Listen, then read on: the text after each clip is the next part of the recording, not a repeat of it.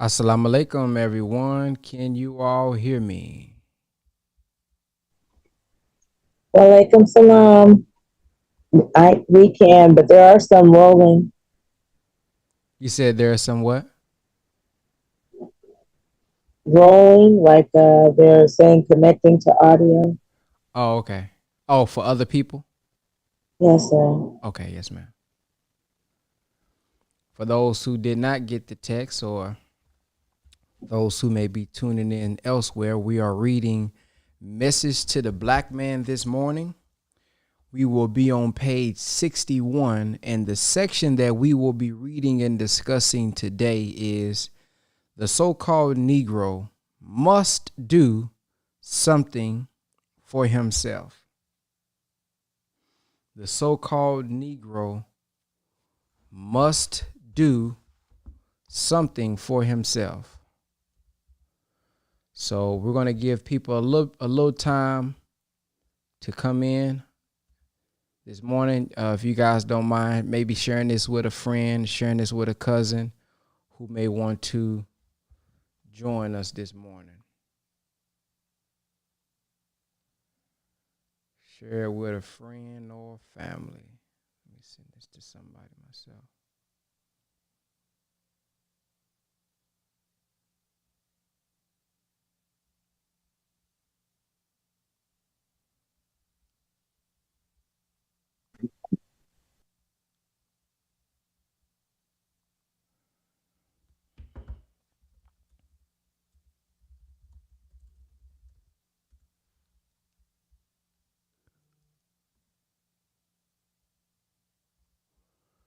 All right, this morning I will be showing you all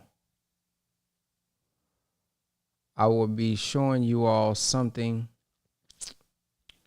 via the news before we get started today. Oh, that is not it. All right, this is what I wanted to show you all this morning. Have you all seen all of the major companies that are laying off recently? So we see here, here's the latest layoffs, downsizing, job cuts, and hiring freeze data. This is last updated April 15th. So we see Amazon, 18,000. I think I seen 19,000 the other day. Meta over 10,000. Microsoft over 10,000. Disney over 7,000. Davis Bridal over 9,000. Walmart over 2,000. Accenture is a technology company over 19,000. Indeed 22,000. Twitch 400.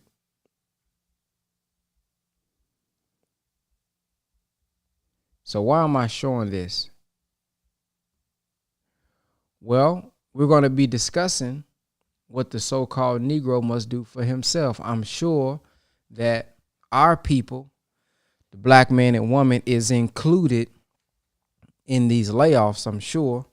And I've seen many of us talk about AI technology coming. I've seen many of us talking about the loss of jobs. I've seen throughout the pandemic, many of us discuss going through hard trials, going through a hard time, having a hard time accomplishing our goals, us wanting to do things but not able to move forward. So we want to study that this morning. So we're going to start with a two messages from the Honorable Minister Louis Farrakhan, and then we're going to read from the Honorable Elijah Muhammad's book, Message to the Black Men in America, page number 61 this morning.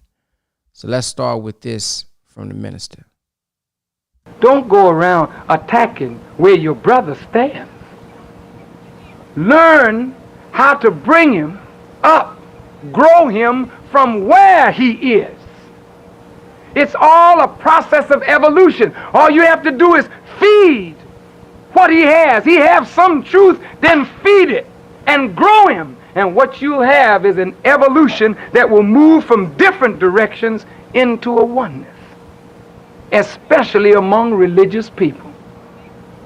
I don't see the sense in arguing over whether Marcus Garvey taught Elijah Muhammad or whether Elijah Muhammad took from Marcus Garvey. I see one as an extension of the other. And there is no need to deny one in order to lift up the other. That's foolishness. I don't see the need today to go around condemning Malcolm. I see a need for us to learn from what I think are the successes of Malcolm and what I think are the critical mistakes that Malcolm made. And let us be frank and real that if you live in this life, you make errors. And those of our great men and women who went before us, they should be studied from a non-emotional view to learn from their success and to profit from their mistakes. That in this day we do not repeat the mistakes of the past. Commitment. What will you commit your life to in 1980? The Quran says, to attempt the uphill road. And what will make thee know what the uphill road is? It is to free a slave. That's not an easy job. For the first slave you have to free. Come on with it. Uh-oh, say it again. Now let me tell you something. It's easy to condemn somebody else. But when you got to look in the mirror and recognize you're looking at a slave, somebody hooked on reefer, somebody hooked on pills, somebody hooked on a vain ego trip, somebody hooked on the fact that he can't leave somebody else's wife alone, somebody hooked on the fact that they can't leave somebody else's husband alone, somebody hooked on the fact that they can't support any leadership. They got to be in the head or nothing at all. That's a slave that needs to be freed, and that's an uphill road. And in the 1980s, if we are going to be free, we first must free ourselves from all these hang-ups that keep us from recognizing the value of one another. Agree? All right. Now, academia, will you agree that we need an army?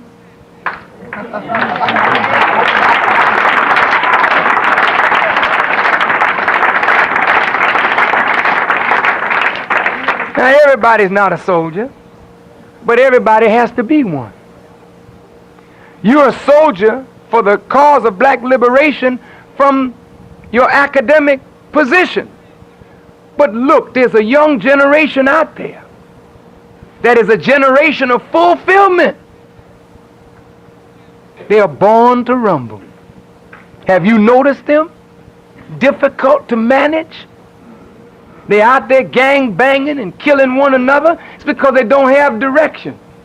Why should we suffer when we got an army there? All it needs is direction, attention, motivation, and like a cocked fist, hold it until it's time. You build a business and let the mafia take it over? No good, brother and sister. I said it in New York City in May the 18th. I'll say it again. We cannot free our community until we are strong enough to challenge organized crime. Now, unless we are going to deal with the organized criminals in our community, then let's not talk about freedom. That means that some blood is going to be shed, doesn't it? Come on. Academia, we don't mind shedding some blood now, do we?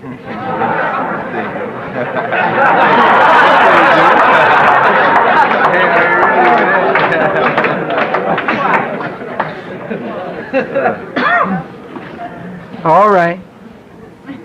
Our elderly need to be able to walk the streets. And if we don't teach our young people to appreciate the sacrifices of our elders, we haven't been involved in black studies. If we don't develop a positive program for our elderly people to let the world know that we love those who had to scrub floors to give us a way. We honor those who scuffled to make a way for us, and we refuse to let our elderly walk the street and be preyed upon by some of our own people for the love of money. But you know what, black academia? It's not the fault of the young people. It's our fault, and we have to take the blame. Because if we, instead of looking to white people to create jobs for them, would pool our resources and create jobs for these young, vibrant black people, then they wouldn't have to be out there mugging the elderly and selling drugs. So that responsibility ultimately is coming right back home to us. Him to whom much is given, much is required. It's commitment, its consciousness, and its contribution. Its linkage with Africa and black people all over the world, forming united fronts for the liberation of our people in this crucial decade. Wee. There it is, family. So those of you all who are present now on Zoom, after we finish this next message, we want to hear from you. What's your thoughts on what the Honorable Minister Louis Farrakhan just said in this message and the one I'm about to play? And then we're going to read the message to the black man in America. If you all are watching on Facebook or YouTube and you would like to come directly on the Zoom and you would like to share what you got from the message, you can just follow the ticker that you see at the bottom here, where you can text Nation to that number and come directly on Zoom with us. Here's the next and last message from the Honorable Minister Louis Farrakhan right here. I want to talk a little more about what my dear helper and assistant minister Ishmael Muhammad touched on.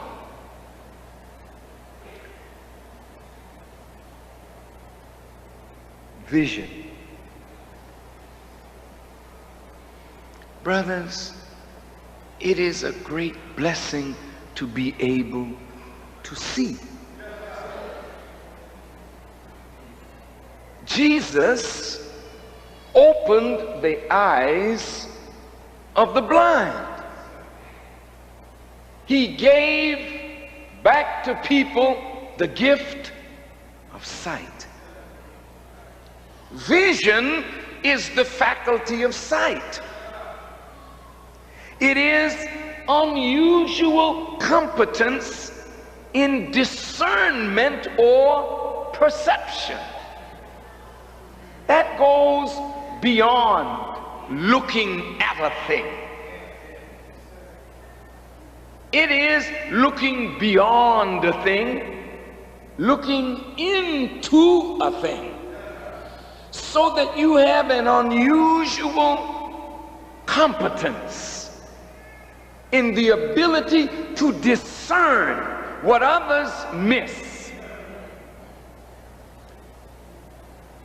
Webster says that a vision is a mental image produced by the imagination. Ah, it's deeper than that, Mr. Webster. He did the best he could.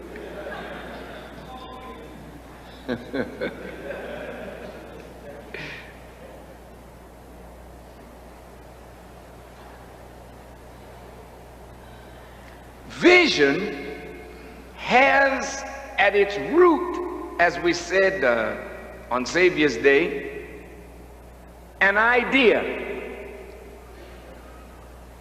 An idea is a well-developed thought.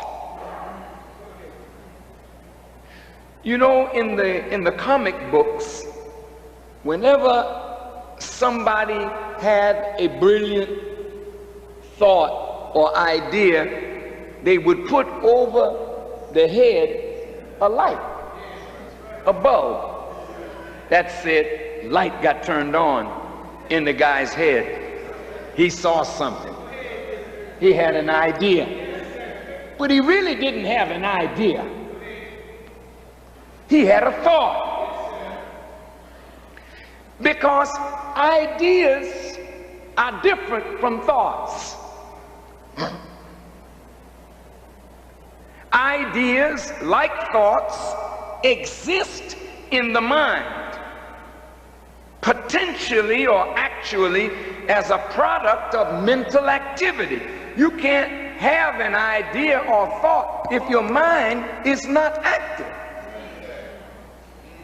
Brain waves on a machine that scans the activity of your mind, of your brain, shows an electrical energy in the brain that says this is alive. Electrical energy in the brain allows the brain to do what the brain is designed to do: create thought, create image, create pictures. Listen, once you have a thought, that is a concept. When you say sister has conceived, what do you mean? Sister has conceived. What do you mean? She's pregnant, right? Conception is not baby. The conception has all the necessary ingredients to make the baby. But now it needs a period of gestation and growth in the darkness of the womb so that conception becomes a fully developed child, baby, fetus. When thought germinates in the mind, if you don't continue to think on the thought, I want you to hear me. If you don't continue to think on the thought, then the thought without more thought only is a thought that comes and goes. And you will say when somebody else comes up with the thought but thinks on the thought, they stole my idea. They stole my stuff. They making the money and I ain't got none. Dirty, low-down thief. Wait a minute, fool. You don't have any corner on thought. You don't have any specific corner on imagery. Many of you have good thoughts, but you do nothing about what you think. So the thought was an opportunity that you blew because you didn't do by the thought what you should have done. You got to think on the thought. Thank you. You have to think on the thought. And thinking on the thought is feeding the thought. Then the thought develops into an idea. And that idea has with it a plan, a scheme, a method of fulfilling and concretizing what was a mental image that had potential, but now you want to actualize what you have envisioned. But if you even develop the idea or the thought into an idea and still will not work the idea, then God will give the idea to somebody else who will fulfill the idea and fulfill the vision brought by the idea. Now, let's go on. You all right? Yes, sir.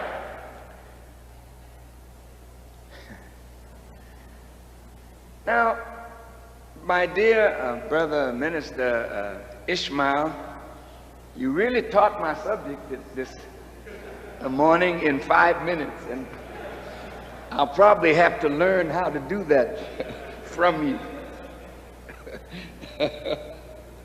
I'm not going to keep you long, but I am excited by the vision. Now, beloved brothers and sisters, listen. After the thought brings up a concept you've conceived, most people talk the thought, and the thought gets lost. It's like showing the baby before the baby is a baby. Who wants to see a clot but an abortionist?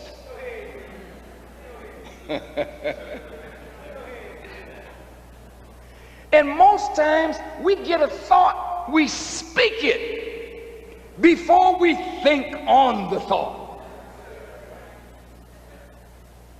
Get it developed.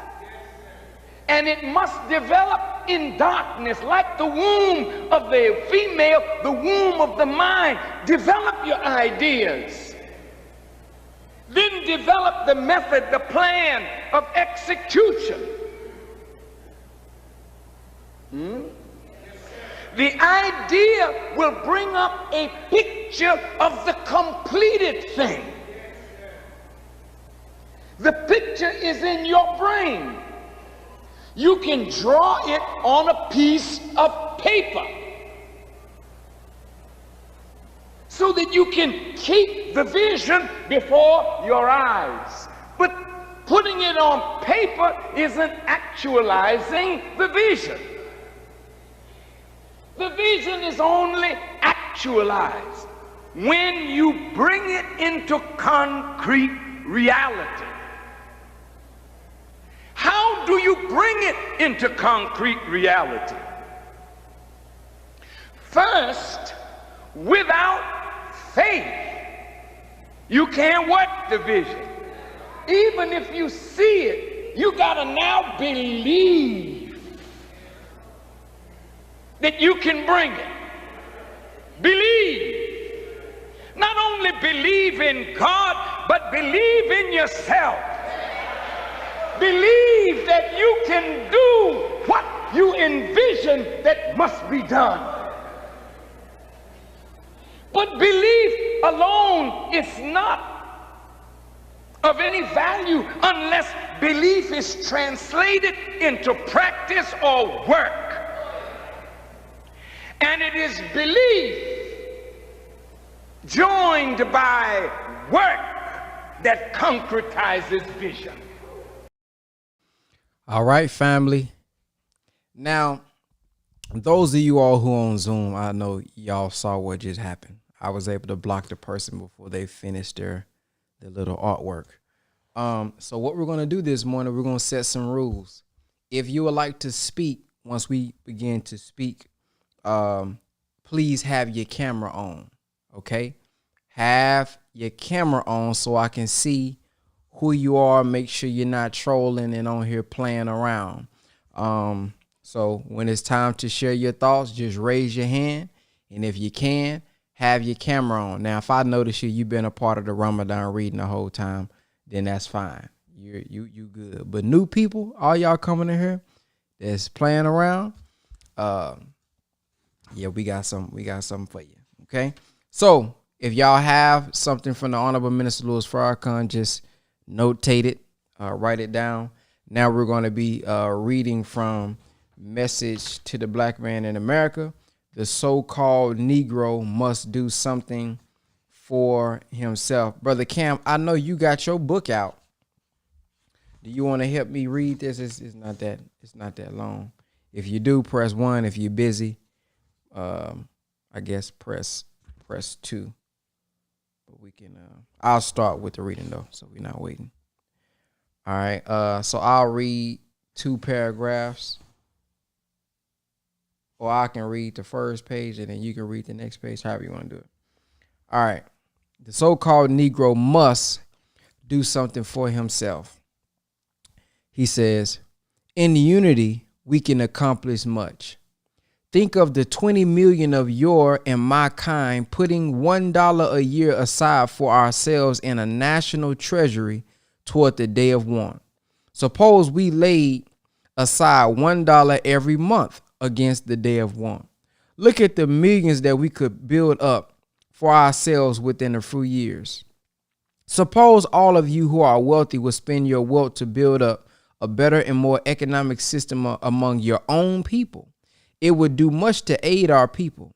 Do not put your wealth in the taverns or gambling houses and on race horses and other sports. Then you would not be so easy to push over when the day of want arrives. There is no need for us, millions throughout the country, spending our money for the joy and happiness of others. As a result, as soon as they throw us out of a job, we are back at their doors begging for bread and soup. How many clothing shops do we operate in the country? Very few. Yet all of us wear clothes. Who made our clothes for us? Who sold them to us? We have thousands of grocery stores, but what about our naked bodies? Should we not have more stores to sell our people clothes? Should we not sell our people everything they want and need? But no, we give all the money out of our pockets to the slave master. We are satisfied in doing so. There are millions of us. We do not have enough factories to weave clothes for our people here in America. Think over that. Where is our shoe factory? Where are our cattle that we are skinning to make shoes for our people? These are small things, but we want equality with the nation that is doing these things. All right, let's go ahead, Brother Cam. We boast that we should be recognized as equals. Let us make ourselves equals. We cannot be equal with the master until we own what the master owns. We cannot be equal with the master until we have the freedom the master enjoys. We cannot be equal with the master until we have the education the master has. Then we can say, Master, recognize us as your equal. Today, you are begging the master, the slave master's children, for what? You are begging them for a job. You are begging for complete recognition as their equals. Let us be honest with ourselves. According to history, we cannot find where the master made his slave equal until the slave made himself worthy of equality. I am with you to go on top. We cannot go on top with weight that is hanging on us. We cannot charge the white man with all our faults. We are supposed to be, according to his own teachings, free. We are supposed to have been freed from him approximately 100 years ago. Have we exercised that freedom? We must answer that we have not availed ourselves of that freedom. If we have not availed ourselves of that freedom, which he says he gave us, why should we think hard of him about the way he treats us? This may be a little hard to swallow. Our fathers, in the days that were set free, they were set free by the slave master, had no knowledge of how to go for self. Today, you are educated. You claim that you have equal education. Then why don't you take a walk? Before we can be justified in accusing the other man, let us examine ourselves first. I do not say that our fathers are the ones to blame for their ignorance, and neither are you. Neither they nor you are at fault. The root of the cause can be placed back into the laps of our slave masters. When the slave masters say we are free and continue to say we are free, Should we not take a free step? We charge the slave master's children with mistreating us. Suppose you tell a man that he is free. Get out of our house and go into your own house. But the freed slave says, no, no, I'll work for you. I'll serve you as a servant if you will allow me to remain in your house. The man of that house tells you, I will not give you a new suit this year. I will not pay you today for any work. Go home and sit down. Why should you say that man is not treating you right? Why say to that man, I have to have a job the same as you? Has not he offered the door to you? If the slave master did not mean that you and I were free, we should have them admit it. You remain as a free slave to your slave masters. You demand that he recognize you as his equal. You are making yourselves look small in the eyes of the world. If every so-called Negro were fired, what would you do? Would you unite and go to Washington and demand that the government give you a job? You will be foolish enough to do that. If they beat you by the thousands, what right have you to say that he should not lash you? You have made yourself his slave. You continue to preach a doctrine of remaining with the slave master. You are still called by your slave master's names, by rights, by international rights. You belong to the white man of America. He knows that. You have never gotten out of the shackles of slavery. You are still in them. You are still in authority over your wife as long as she goes in your name, regardless of her separating herself from you. If she has not gotten a legal divorce and freed herself from your name, you are still in authority over her by law. Likewise, you are still under authority of the chains of your slave masters. You have not tried to free yourself from them. You have not exercised the freedom that they claim to have given you. Today is the day of decision. We have lived here more than 400 years. That you know, according to prophecy, is the prediction of our stay among these people. That time has expired. The time is up. The decision is being made for your departure and mine. It is most important to God Almighty, whose proper name is Allah, that I speak to you according to the time that we are living in now. Today, you are standing face to face with the alternative of accepting your own or forever being erased from the earth as a people. No one is trying to make you see this importance but your own. But do you not see? You are blindly looking toward the slave master to tell you this. How can a slave master tell the slave, look, slave, your day has arrived. You should sit in the seat of authority. We cannot beg for jobs anymore. We cannot build a future on a job that was given to us by the slave master 400 years ago. The day has arrived. He has no more work for us to do. He is not willing to tell us that.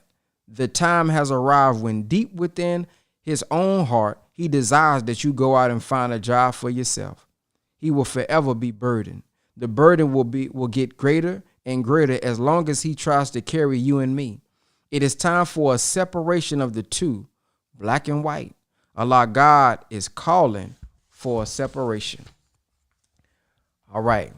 Anybody would like to share, raise your hand or press 1 in the comment section if you would like to share on something that the minister said or from what the Honorable Elijah Muhammad laid out for us in that section.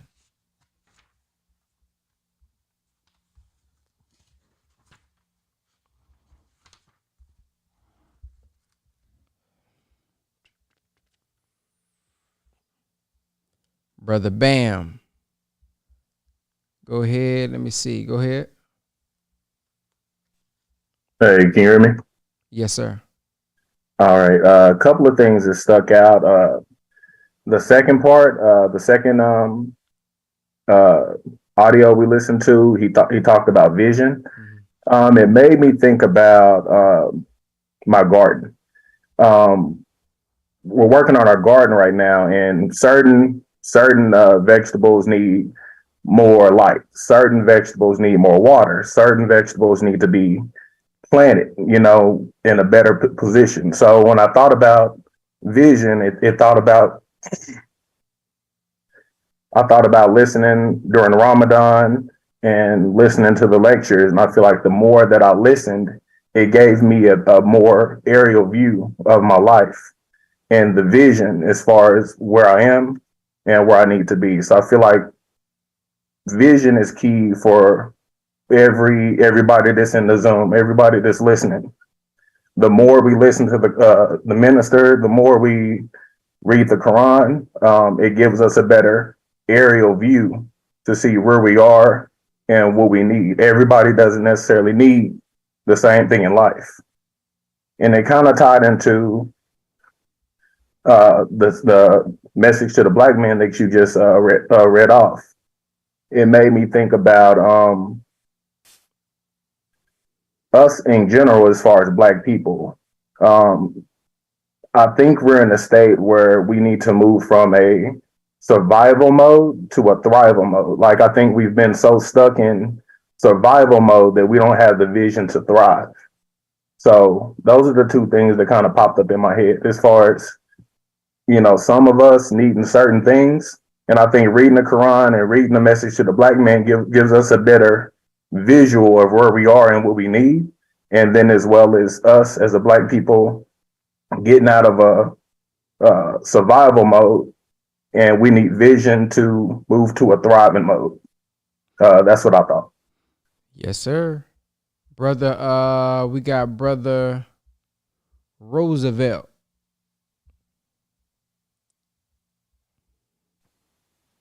Yes, sir. Assalamu alaikum. I just found it interesting how yesterday I felt like Allah allowed me to separate from my job. So I was working an overnight security job. And the same day, that afternoon, I went up on my final calls. So it was just kind of working all in accordance with my purpose. So, yes, sir.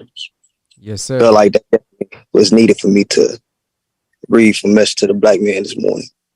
Praise be to Allah. Well, keep at it, brother. Yes, sir. Anybody else would like to share about something that the minister said? Let me ask y'all a question. How many of you all, and you can just press 1 in the comment section, have a vision or have had a vision in the past that still, honestly, to this day has not came to pass? You got this vision and it just really still haven't came to pass just yet. The question I would like to ask you all, and you can just put the number 3 in the comment section if you would like to share or raise your hand. Why do you think this vision have yet to come to pass? Because many of us been having a vision, not just for a couple of days, not just for a couple of months, but it's been years, man. I want to get here. I want to accomplish this. I want to do this. But honestly, we still haven't got there yet. What do you think is the reason many of us as a people have not reached our vision? Sister Golda, go ahead.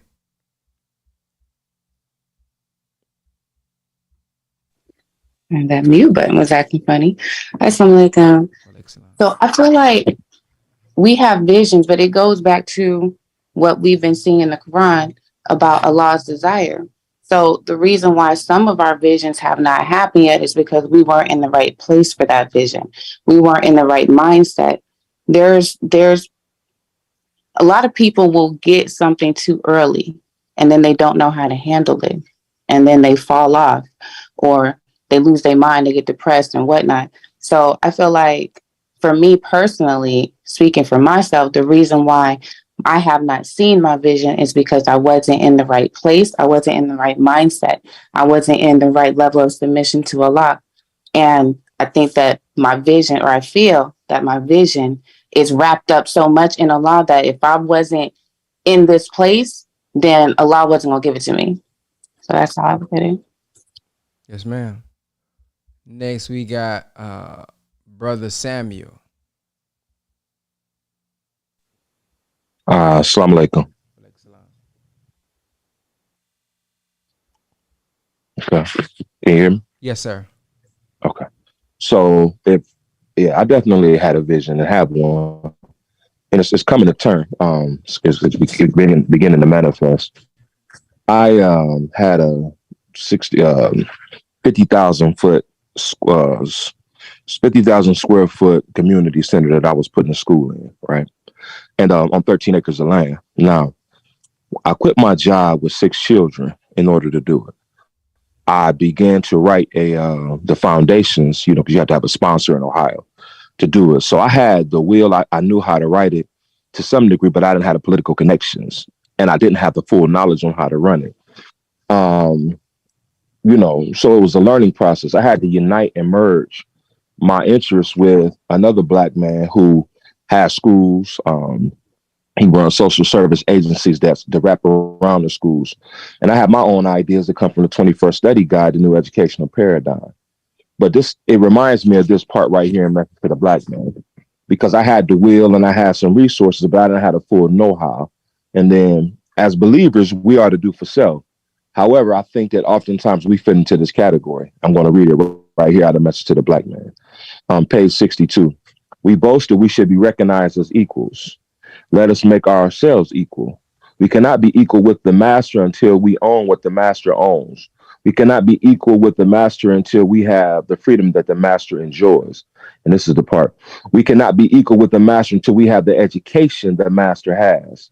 They can say, then we can say the master recognized us as your equal. When I say education, I'm not talking about a degree. I'm talking about knowledge on how to run something. I'm talking about what they call capacity, organizational capacity. Do you understand how to make the processes? Do you understand how to fund the operation from your own pocket or business ideas and from the other veins that exist in a society? If you don't have that, then it would behoove us and to connect with people who do have that have good intentions, that you believe or that will recognize your genuine idea and your connectedness to Almighty God, Allah, and that will allow that to be almost like this. Remember when Prophet Muhammad, peace be upon him, was attacked by the Quraysh when he was young in his ministry? He had to go to Ethiopia. He had to get with the Negus, which was a Black Christian king. He grew in that space. He learned and related to the Ethiopians, you understand, the Abyssinians, I believe it was, and the Negus, and then he came back. Well, my relationship with this Christian brother who has these schools has been as such. He's taught me, right, cultivated me. I worked in his schools. After I lost the building, I worked in his schools for 4 years. Now we're merging forces to bring my school into reality. Now, my intention is to make not one school, but many schools based upon the 21st educational paradigm. Right? The 21st Study Guide, new educational paradigm, but it really runs parallel to what he did. So what Allah did is that he hooked me up with somebody that was similar, like-minded, and that would have let me grow, a natural growth in my own ideas. And then as I worked for him, he learned how to trust my ideas. He learned how to trust my character. He learned how to trust my work ethic. He learned how to trust my effectiveness. He was able to see the value of my thinking according to the teachings of the most honorable Elijah Muhammad. Let me flex in his environment, like the Negus, and then come out and support me in what I want to do. And that's how I run up. I'm going to just say this real quick. It's called a spinoff industry. If you have a steel company in your city, but steel companies feed automobiles, or steel companies feed railroad tracks, or steel companies feed ball bearings, those are spinoff industries. They come off of one industry that's the main industry, and then affixed to that main industry are several other industries. And next thing you know, you become a leader in that field or in that part of industry. And this is what I think we lack. We really lack understanding on how to do it. And so I'm done. Brother Ben, I appreciate you because you're showing us how to do things in your space. That has to pivot to sustainable development, okay? Where we can become builders of society. The Honorable Elijah Muhammad said he want engineers. Engineer denotes somebody who has the capacity to build, construct, and to maintain whatever it is you're trying to build, be it a a city or be it a school or be it whatever. You know what I mean? You really have to know how to do it. You can't guess at it. So that's the educational part. He said, if you want a PhD, don't go to school. Telling them what they don't know. He said, hush. This is most honorable Elijah Muhammad. He said, get on their shoulders. Stand. This was in the theology of time. Stand on their shoulders. Learn what they know. And if you learn what they know, then you can see beyond them. But if you're not willing to do that, then you don't have the foundational knowledge to build anything. Hence, that's our problem. We got heart. We don't have understanding on how to build things. And that's the pivot to me right now in 2023. Business is war. Honorable Louis Farrakhan says the word Armageddon. Well, let's build in that space until Allah wipes out physically what we see, and then we'll be prepared to build a new reality. That's it. Thank you. Yes, sir. Man, the principle, I want to point out some principles that I'm sure you all heard, but for those who want to duplicate that in the field, but I want to first start with what the Honorable Elijah Muhammad said on page 62. He said, today you are educated. You claim that you have equal education, then why don't you take a walk? Before we can be justified in accusing the other man, let us examine ourselves first. So the reason I wanted to read that one is because he stated you are educated. And what I take from that is many of us where we are today, this does not mean that we shouldn't continue to study, continue to grow, continue to educate ourselves. But many of us where we are right now is the perfect place we need to be. What we're missing is not you trying to go learn and be educated about everything. What we're missing is the unity, which he says is more powerful than an atomic bomb. So the brother was able to unite with the Christian brother who, one, already had the building or some foundation and already had the knowledge. Oftentimes, many of us, we get stagnant because we think, I got to know everything. I got to learn everything. And when we think like that, you're never going to learn everything. You're never going to know everything about business, everything about marketing. Why? Because things are constantly evolving. But if I know I'm already educated in something, I'm already proficient and efficient in something, let me collaborate with a brother that has the missing piece with me, lower my ego, learn how to unite with love, and hopefully he sees what I have of value. I see what he have as value. And that really is a lot of people's missing piece, is uniting with the right person, is uniting with 6 to 8 like-minded individuals, as he talks about in this book as well. That's really our missing piece.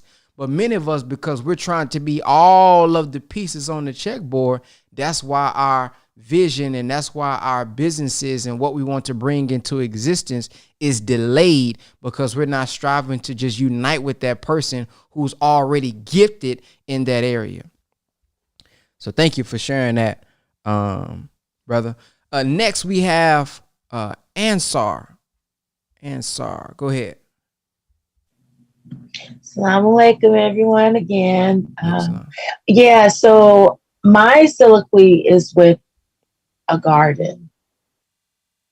In a garden, you have to prepare the soil. Even before you prepare the soil, you have to test the soil to see if the soil is suitable to effectively grow whatever it is that you intend to grow.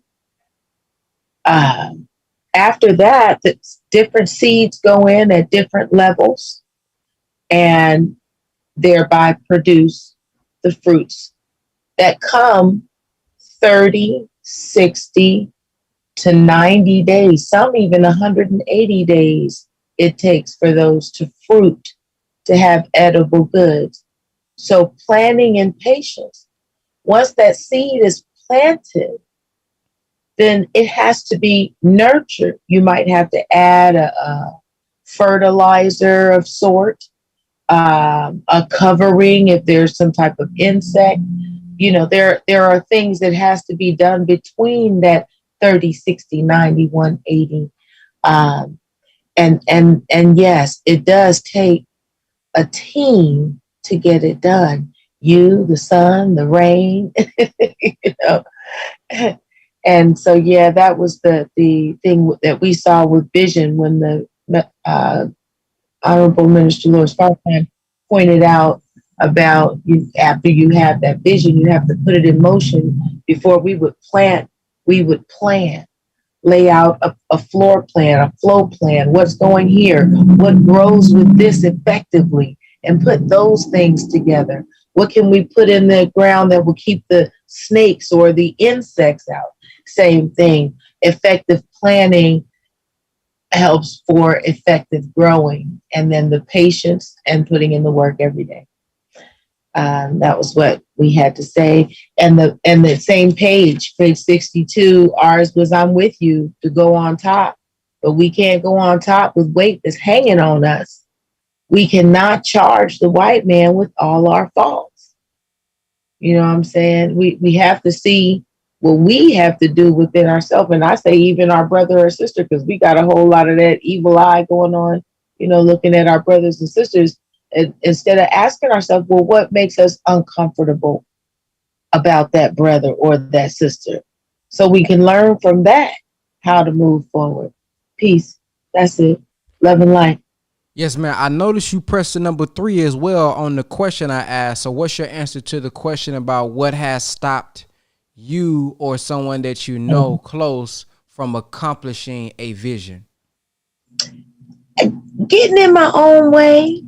Again, going back to effectively planning, I might know how to go in that white man's office or that whoever man that I work for or woman that I work for, and I might be able to do what they need me to do for their business. But then when I sit down to my own business and I look at, it's something about a blockage within that just doesn't allow me to do the same thing I did for them. So I had to get out of my own way and begin to step out and reach out to others. As the brother was saying, reach out for other support, other people that are in the same vein or doing very well with the same vein of what you're doing so that you can rub shoulders and learn something, and not be afraid to learn. But yeah, so the main objective was getting out of my own way, lack of information, lack of proper knowledge. Not knowing every step that had to be taken. Like I wanted my trucking business that's still sitting in limbo. I wanted it to be under the trust of the false Social Security birth certificate stuff that I'm hearing about, and so then pursuing that is like, oh, how do I? And so there was the stop, and I never went beyond that curve, you know what I'm saying? It took me into another direction of, okay, well, how do I get this under trust so I can go over here and be privately owned in this commerce, blah, blah, blah.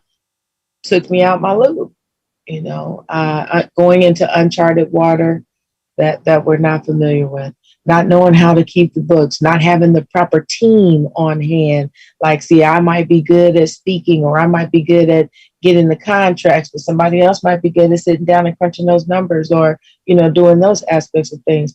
So recognizing that it does take a team and that together we each will achieve more and I alone can do my best.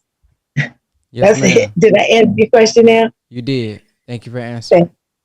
Okay. Next we have Harun. I think I'm saying that right. Yeah, that's right. Assalamu alaikum, brothers and sisters. I just get right, I wanted to, jump right into the question. I think for my vision, what's limited my vision was my, I think I have a vision, but I also have the vanity inside. Like, why am I doing this? And I would, always question myself, like, do I really want this vision for me to be successful because I want the same things of grandeur that I see that other people outside of myself get? And so, it brings back to one of Minister Farrakhan's lectures about like the urges of what you do. Like back in, I think it was the 83 or 80s. I'm not sure. But it was like, we talked about like, the snake within, like, you still have this, idea and the mindset of what others have, and you really want this. And so you try to go get it. But now you're coming under the teachings of, the minister. And it's, it's hard to decide whether this is your vision or is this your vanity. And, at that point, I was like, well, I don't really want to do it no more, because I can't really decide whether it's right or wrong for myself. And I think, that's like one of my truest, impediments, trying to decide for myself if is this the right thing to do. And that's I'll just keep it short. It's interesting you say that. Someone recently asked our student minister a similar question. And he was asking, how do I know when it's my gift or my purpose versus God's purpose? He was like, how do I know which one I'm following? Because I may be doing something and it's not nothing wrong with it. I'm not doing nothing wrong, but I'm like, is this me or is this Allah? And the brother had a beautiful answer. He said, combine them. Well, you talk about seeing what other people have. Well, the Honorable Elijah Muhammad said that God don't want us to be second to none in nothing. And he wants us to have the best of everything. This is what the minister teaches us. What does our supreme wisdom say? Luxury, money, good homes, friendship of all walks of life. I heard the minister say he wants all of us to have the type of house he's in at the National House. And he said, and I read in another part where he said, that's really just, I'm paraphrasing now, that's really small compared to what he wants us to have. He said the Savior wanted us to drive a luxury car. We can drive a little Honda. You can do that. But he wanted us to drive the luxury car. As long as it doesn't go against our religion, nor does it take us off his path, shoot for the stars. If it doesn't take me away from my Monday, my Wednesday, my Friday, my Sunday, my mission as a soldier, then there's nothing wrong with it. So people used to ask me, hey man, how do you separate the teachings from this? I don't. There's no need to separate. It says Islam is mathematics, and then it talks about after learning, then we must learn how to use it. Mm-hmm. Islam is mathematics, mathematics is Islam. Then we must learn how to use it to get some benefit. Use it to get some benefit. Then it specifies that is luxury, money, good home, friendship of all walks of life. So I think as long as we are in line with still the mission, because the minister says, if you're a lawyer, if you're a doctor, if you're this, you still got one aim, one focus. So if it's still in line with the resurrection of the dead, it's still, if it's in line with the bringing impact, value to our people, and it's not anything that goes against our religion, we shouldn't feel guilty of, well, I don't know if I should do that, because that's what kills us. Sometimes God gave us this gift. He gave us this talent. He gave us this idea so that we can use it. But many of us, we kill the idea because of our own self-doubt, because of, oh man, this is vanity and things of that nature. If it's in line with the will of God, and it doesn't take us away from God's will. I mean, not God's will, but, because we, hopefully in line with God's will. But if it doesn't take it away from his way, then, most of the time or oftentimes we are pretty much in line with what he wants us to do. Because he says the Honorable Elijah Muhammad teaches us or taught him that our purpose is whatever we love to do most and what we do best. Allahu Akbar. Yes, sir. Sister Randisha.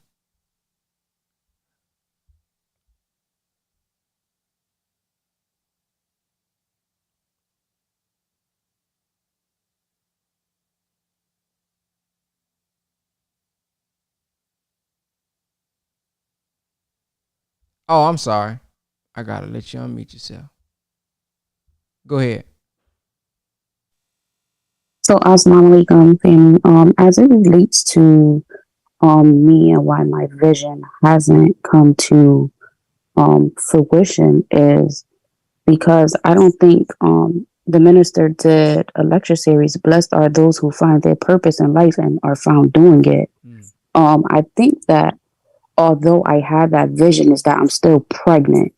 And right now I'm going through those labor pains with the vision and bringing it into reality of what I actually wanted to do, because I wanted to be a doctor, then I wanted to do this, then I wanted to do that. But then when I found out that I really, really have a love and a passion for actually nurturing mothers to the end of pregnancy, that's when I found what my true purpose was. I never knew that, but I started to just like try little things, and then I failed, and then I continued to fail, and as I continued to fail, I continued to grow. And every time I grew, Allah showed me my purpose. But I just, as Ramadan, I just watched like the ants, and I watched how every ant plays a part in building the kingdom. I also watch the birds, as when one bird gets tired, another bird comes into the front to take over. And then also is, as you know, as me being pregnant with that, I know that it's going to come. But like you said, I do have to build with others to actually make sure that, you know, I like to make sure that this it's like closing the gap. And I just have to somewhere along the line close that gap. When you say that you are pregnant, like labor, you have contractions. So that lets you know, hey, that pain's starting to kick in. Let me call the midwife. Come on over. Let you know, hey, it's time to push now. In you saying the reason you haven't been able to bring it into fruition yet is because you are pregnant. What will be the sign for you that it's time for you to push? So now is the time for me to push after Ramadan, the truth. When we talked about it yesterday, it was like, you know, that was it for me, is that this is the truth. This is the way of the light. Like, this is your purpose. So after reading the Quran during the Ramadan call and listening to everybody and taking much needed notes, is like, this is the time where you're going into labor to deliver this idea. Yes, ma'am. Brother Michael 2X.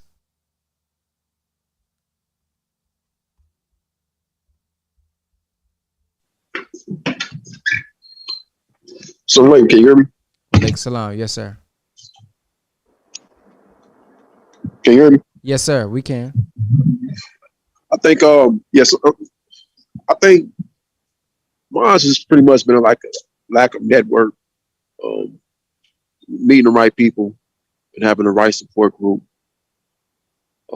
It's one thing I think that's been keeping me back from fulfilling my vision. But in particular, as a as a whole, J. Edgar Hoover once said that the greatest threat to national security was our unity, and that the Honorable Elijah Muhammad said, "Study the white man, for he's successful in all his undertakings, and we should do the same."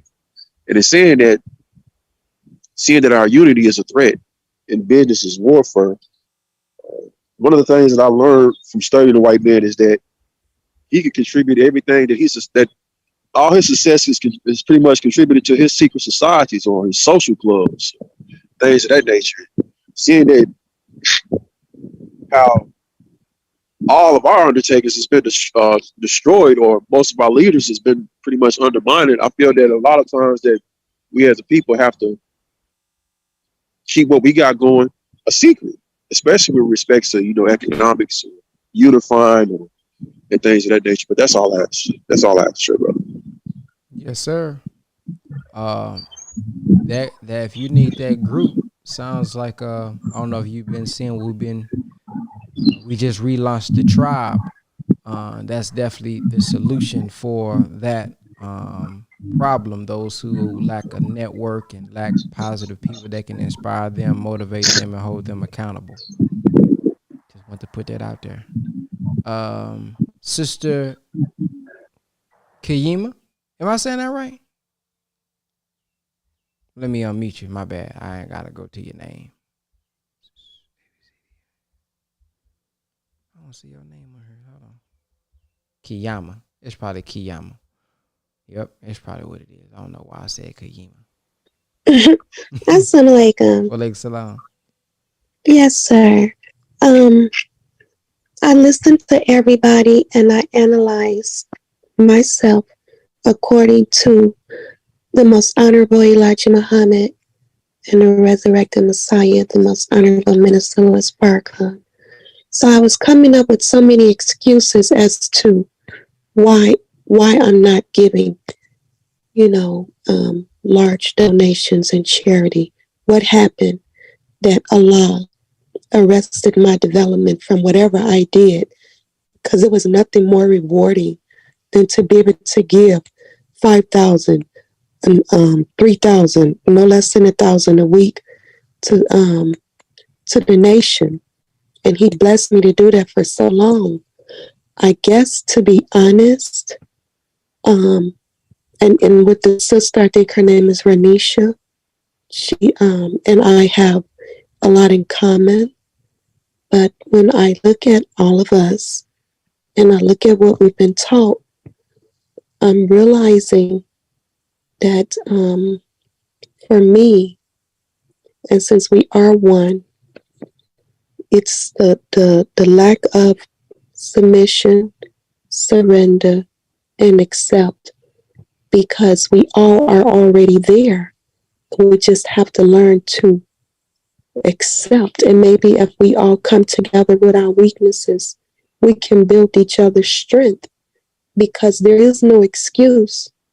Though we have a lot to make and add to it, it's not one, because just as Allah allowed us to will ourselves into existence, and it sounds like many of us on here have had a degree of success where we were extraordinary. I had a few businesses that at the time no one was doing it. The sister that's in the healthcare that wants to deal with I'm helping mothers. Well, I'm in the healthcare field too. So maybe we can link up. The other brother that wants, we all can, that's the unity. Even though it starts from the inside out, we all can link together. Since we're already linked, we can actually do it and create it, and we will be blessed, because we know we can do it, and we know we're in these times that we must move now, because we know the matrix is real. So I hope I didn't say anything wrong, but I do believe that we can come together and do it. I remember being 13 years old. That was the first time I saw the minister. He tore cardboard boxes open, and I guess whoever was with him, and they put it on the dirt. And I grew up in Chatham on 81st and Langley. So I was walking with my mom down 79th to go to the store. And she said, oh, let's stop and listen to him. He used to be a real popular singer. And he was standing out there on cardboard boxes. And he drew such a large crowd with that microphone on 79th Street in the daytime.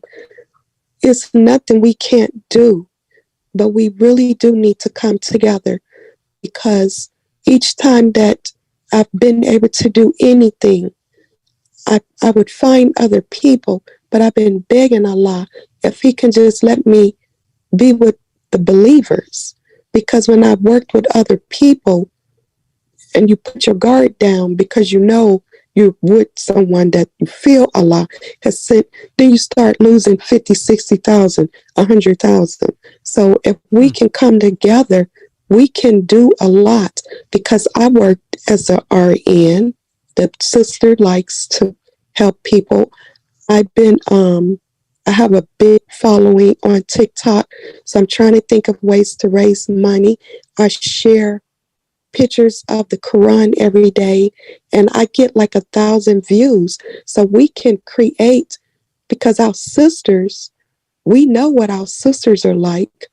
If heaven lies at the feet of the woman and we're like the way we are, we have the capacity with our skills And as Brother Ben X said, the resurrection, with everything that we have, as long as we keep the resurrection involved, Allah is going to bless us and we will hit paradise because we will be doing paradise in hell. The minister said, stop trying to get to paradise if you haven't saved no damn body in hell. If you in hell, get up and start getting your people out of hell. Because when he was speaking out there, his teeth were, I'm not trying to talk about our minister, his teeth were yellow. They weren't in good shape. He didn't have the money he had or anything. He didn't have the final call building. I watched him transform. So when he started speaking to us, he was not in paradise. He worked his way out of hell into heaven. And if we can come together and do that, that would be a blessing, because I don't want to work with the Afghanistan Muslims. I'm currently in Dubuque, Iowa, where there is no mosque or anything. So that's 2.5 hours away from Chicago. So I've been linking up with other Muslims. I go to the Catholic churches and do charity. Because of the time we live in, we all have a certain instinct to move more rapidly, more quick in our thinking, more steadfast. I know we're all feeling the same thing. So Allah is forcing us. We're under the pressure because we're not obeying. So that energy in us is trying to force us to align. The alignment is with each other. We're on this line.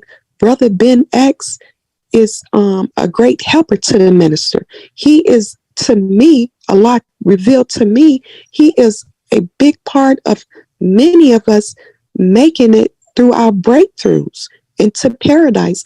So if we, after this phone call, can exchange numbers, Allah will bless us because of our obedience. Because I was a sister who Allah, when I was very obedient and I lost my way.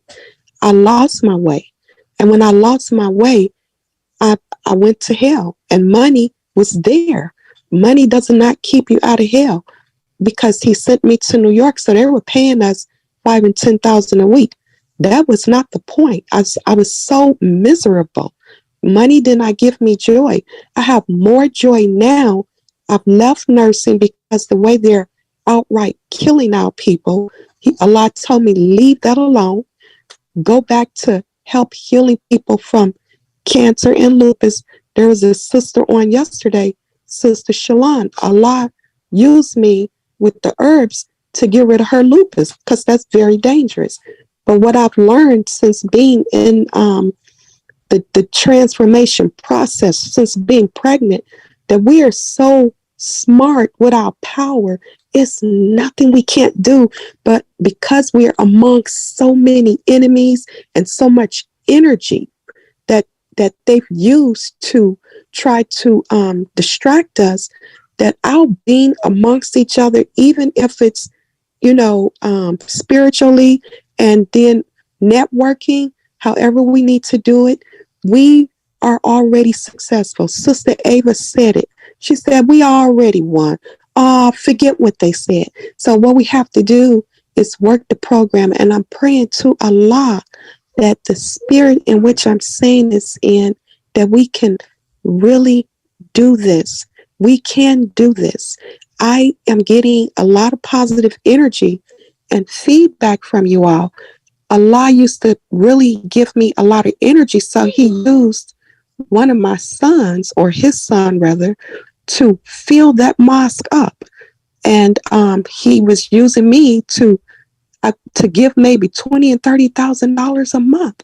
We can do this without ever going back to Satan's world, because he's stripping all of us, but he's showing us that he's got plenty of wealth within us. Everything is in us. So inshallah, after this, we can maybe exchange numbers. And I'm getting so much energy. You all are young, much younger than me. My youngest is 25 and my oldest is 35. So inshallah, we can move forward because I have energy now and I am very grateful.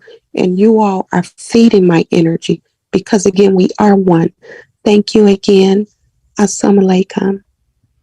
Wa alaikum salam. You done inspired me, sister, to I'm about to put a Telegram link inside of the Zoom. So for y'all who's listening on YouTube and Facebook, this is why it's important for you to come on the Zoom. I'm about to put a Telegram link in here. Click, if y'all can click that link, all of y'all who's on Zoom, you all can join that Telegram where we can network. Y'all can talk to each other, meet each other. We can have chats. It's called it's called the Power Group. So just click that link I just put in there, and that's where we can all be in a group chat together. And I share it every morning on our call. Next we got Sister Randisha. So sometimes I don't follow my notes because I am a nervous speaker, but I also in my notes I had that, my daughter is doing a video, right? And although I was pregnant with that idea, like she doesn't have any money, she doesn't have any resources, but she made sure that this was done. Her and her friends kind of pulled their resources together, and she came to me with the proposal that I wouldn't have never expected, but as I listened to How to Give Birth to a God, I wouldn't expect anything different, but she put everything together, but she also had friends that played a major part. So I just wanted to say that because our children are so powerful. And as I continue to watch her is how I am becoming better and actually giving birth to this idea. So that was just one of the things that I had to say. Yes, ma'am. All right. I see y'all joining the Telegram. Let's see who's next. Brother Samuel. Go ahead. All right. So the Honorable Louis Farrakhan said in the Belief in Allah lecture that you just was playing, he said that we have ideas, right? And that, and the sister referenced something else earlier. She said that, blessed is the man or woman who finds their purpose in life. So he said, when we have ideas and we don't think on these ideas, they're connected to our purpose. The other brother asked earlier, he had some difficulty trying to figure out, was it Allah or is it vanity, right? So when we have ideas that are from Allah and we pay charity, you know what I mean? Charity means we pay attention to the ideas. We spending our brains on these ideas. It's currency. The real current in your brain, the energy in your brain is currency. And we take that and we take our ideas to the marketplace. But one thing, when you're really born to do an idea, you're in love with that idea, and that idea follows you everywhere. If you think about Mother Tanetta, everywhere she went, she says, I saw the most honorable Elijah Muhammad. My husband, the most honorable Elijah Muhammad, said this. He said that she was so in love with him that if she was in Mongolia, she saw his mind. If she was in China, she saw his mind in the architecture, in the art, in the history. So it's something called the reticular activating system. When you are in love with an idea that you are born to do, that's a part of you, you plan on that idea and you pay attention to it. So whenever you buy a brand new car, you see like that same car everywhere. You might not have ever seen that car before, not that much, but when you get it, you see it everywhere. And so when you're in love with an idea, you're going to find like-minded people. You're going to find resources. You're going to find those who function in that space, and they become your tribe, right? So they can help you to materialize and manifest that idea because you're so in love. You're pursuing that idea. You're going to find it in people, places, and things. So when you're born to do something, you have that type of relationship, what it is that you're born to do.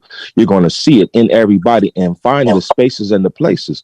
But the mind got to be rid of doubt, belief in Allah. Doubt is a big hypocrite, right? That you can't take that to the negotiating table, and you can't go to the negotiating table with people who cast doubt, who cast the suggestions and lugs in your mind. These lugs turn into seeds, and seeds turn into trees, and trees turn into forests. And next thing you know, you can't see the light of the sun of your idea because you seeded your mind with, darkness or doubtful people, right? So when we in love with an idea, we marry those ideas. Those ideas is like angels, and the opposite of that is demons. You divorce your demons. Anybody that has the murderous thought of an abortionist to your ideas, you cannot connect to them during that time. And so that's what I wanted to say. Brothers and sisters, please be encouraged. Seek out the proper audience. Seek out, first of all, your idea, fall in love with your idea, and then those people who rotate around that idea or in the space of that idea, who love your expression of that idea, or you possess the same energy, the same idea, or the same type of approach to that idea. Next thing you know, you have the people, places, and things in place to make your dreams become true.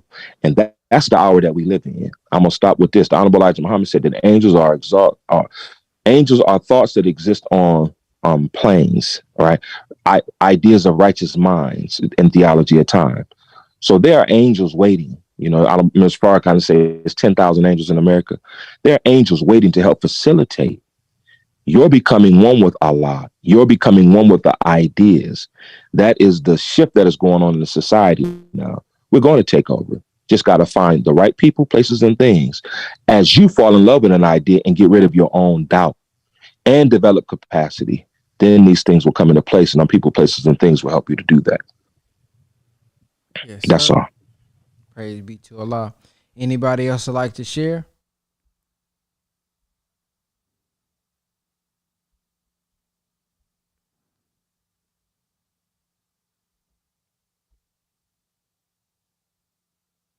Brother Ben, you ever vision holding a conference where the believers can connect? Just a thought. Yep.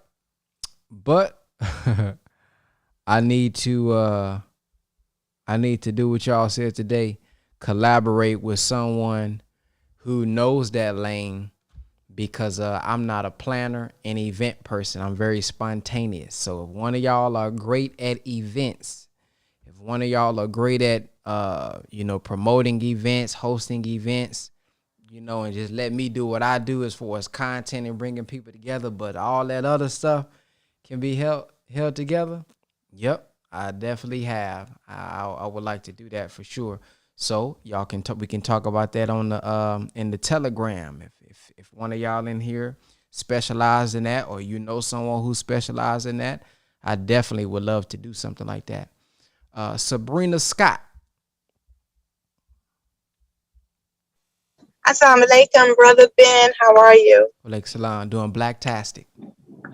I wanted to just say I follow you on all your social medias, but I want to just say thank Allah for you, because you just bring a lot to the table for a lot of us believers. I am over excited. I'm blessed to just even listen to you. I was listening to you when we were doing Ramadan, and you helped me get through a lot of days. This was my first Ramadan. I saw you and your wife when I went to Save Your Say. I just really want to say you are blessed. You are a blessing. And I'm an older sister that's in the nation, but I am so grateful for you.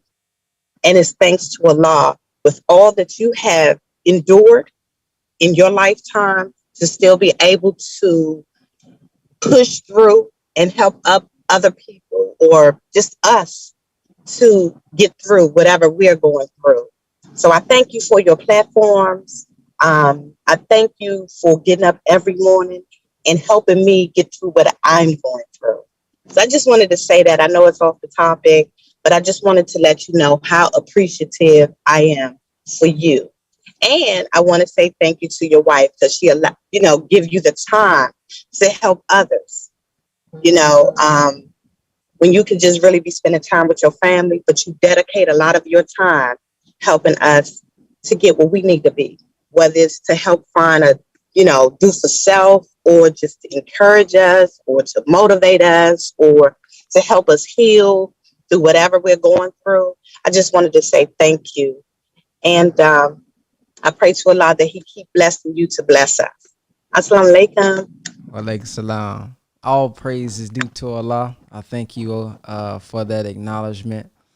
I'll be needing that sometimes. So thank you. That was right on time. Well, listen, family, I don't see anybody else that has pressed the number 3 in the comment section. So we're going to follow up tomorrow morning at 6 p.m. Central Time. Thank everybody who has been on Facebook, YouTube, and Zoom throughout the whole entire Ramadan. I would like to share something with you all. I didn't get to share it yesterday. Yet this Ramadan has been the most consistent I have ever been with Ramadan. I only missed 2 days of this Ramadan that I gotta make. And the reason that I was so disciplined and was able to have my best Ramadan is because of you all. Those mornings when I got up and I knew I stayed up to about 2 o'clock in the morning, I said, man, I gonna sleep. My mind said, but the people is depending on the call.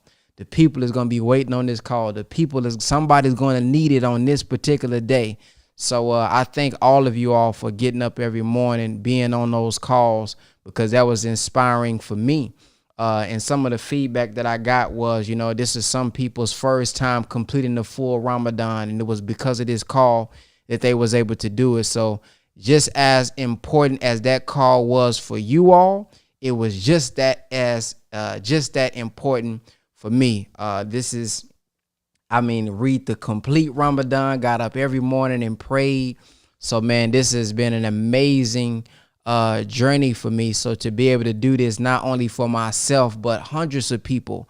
I know we always saw about 60, 70 on the Zoom, but on the Facebook, there was another 50, 60 sometimes. So every morning, I know I kept saying 100 on the Zoom, but technically there was over 100 people every morning listening. So when you go back on the replays, 400 people, 500 people, over 1,000 people on certain videos. So we was able to inspire together thousands of people all over the world every morning to read the Quran. That was some people's first time reading the Quran. People enjoyed the minister's lectures in the beginning that I played. So I just wanted to thank you all and share that with you all, that this has been the best Ramadan for me, the most consistent Ramadan for me, and it's because of you all. I always had y'all in the back of my mind. Nope, you ain't got the luxury of sleeping in, because you're gonna have 50 people, 100 people waiting on you, depending on you to get up. So